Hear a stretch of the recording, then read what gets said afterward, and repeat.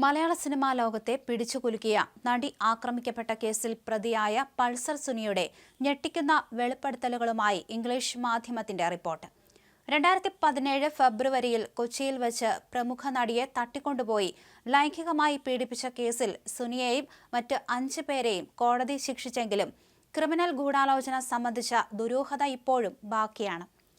നടൻ ദിലീപിനെ ഗൂഢാലോചന കുറ്റത്തിൽ നിന്ന് കോടതി ഒഴിവാക്കിയെങ്കിലും ഈ കൃത്യത്തിനായി നിയോഗിച്ചത് ദിലീപാണെന്ന് സുനി മാധ്യമപ്രവർത്തകരോട് ആവർത്തിച്ച് സമ്മതിച്ചിരിക്കുകയാണ്.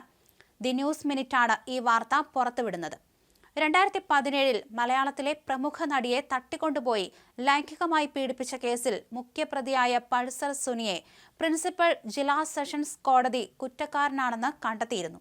2025 ഡിസംബർ 8 സുനിക്കൊപ്പം മറ്റ് 5 പേരെയും തട്ടിക്കൊണ്ടുപോകൽ, ലൈംഗിക പീഡനം എന്നീ കുറ്റങ്ങളിൽ കോടതി ശിക്ഷിച്ചു. അതേസമയം കേസിൽ പ്രതിചേർക്കപ്പെട്ട നടൻ ദിലീപിനെ കോടതി കുറ്റവിമുക്തനാക്കി. കേസിലെ നിർണായകമായ ഒരു തെളിവ്, അപ്രത്യക്ഷമായ ഒരു ഫോൺ എവിടെയാണെന്ന് വെളിപ്പെടുത്താൻ പൾസർ സുനി വിസമ്മതിക്കുന്നത് ഇപ്പോഴും ദുരൂഹതയായി തുടരുന്നു.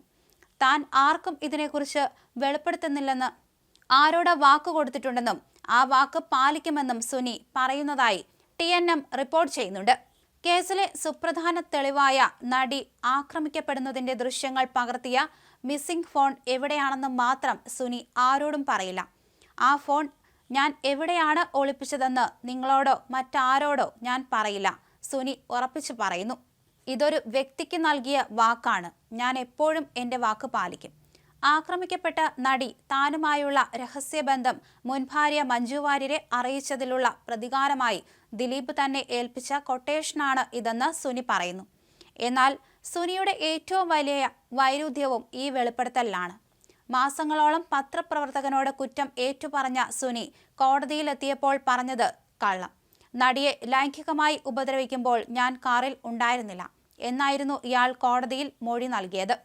ദിലീപുമായി തനിക്ക് ബന്ധമുണ്ടെന്നും നടന്റെ ഭാര്യയ്ക്കും കൂട്ടുകാർക്കും വേണ്ടി പല ജോലികളും താൻ ചെയ്തിട്ടുണ്ടെന്നും സമ്മതിച്ച സുനി ഗൂഢാലോചനയെക്കുറിച്ചുള്ള നിർണായക വിവരങ്ങളൊന്നും വെളിപ്പെടുത്തിയില്ല.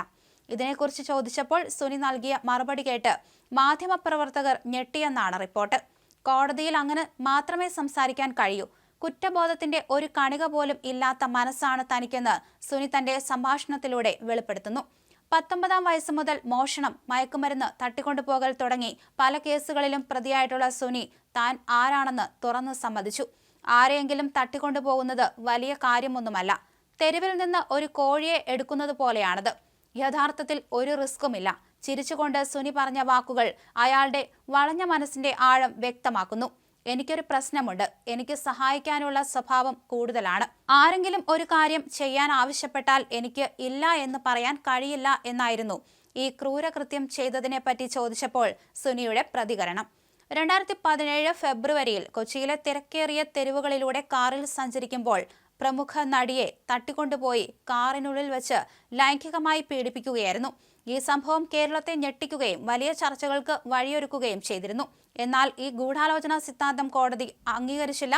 ഇതോടെ ദിലീപിന് കേസിൽ നിന്ന് കുറ്റവിമുക്തി കിട്ടി. തട്ടിക്കൊണ്ടുപോകൽ, കൂട്ടബലാത്സംഗം തുടങ്ങിയ കുറ്റങ്ങൾക്കാണ് സുനി ശിക്ഷിക്കപ്പെട്ടത്.